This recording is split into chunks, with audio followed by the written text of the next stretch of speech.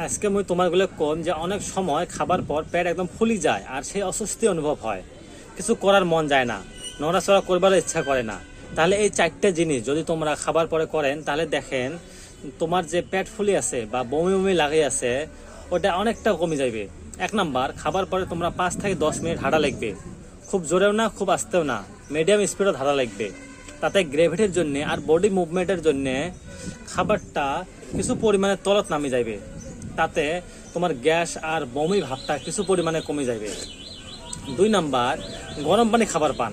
গরম পানি খাইলে অনেক সময় দেখা যায় শরীরে অস্বস্তি ভাবটা কমে যায় আর পেট ফোলাটাও কমে যায়। 3 নাম্বার, খাবার সাথে সাথে ঘুমা অভ্যেসটা বাদ দেওয়া লাগবে, তার বদলি বসে থাকবে পান। খাবার সাথে সাথে ঘুমাইলে স্টোমাক হল আমার ভাত বা অন্য খাওয়াগুলা যেটি যায় ওগুলা বস্তু ইসোফেগাস বা খাওয়া নলের ওঠে চলে গেলে অস্বস্তি লাগে। আর যদি বেশি বসে থাকেন গ্রেভিটির জন্য বস্তুগুলা কিছু তলত নামে যাবে, সব প্রবলেম হবে না। 4 নাম্বার, ভাত খাওয়ার 30 মিনিট আগত আর ভাত খাওয়ার 30 মিনিট পরে পাইলে পানি খাবেন, কারণ ভাত জ্বালা খায় তখন আমার ভিতরে বডির অ্যাসিড সিক্রেশন হয় ভাত বা যে কোনো বস্তু হজম করার জন্য।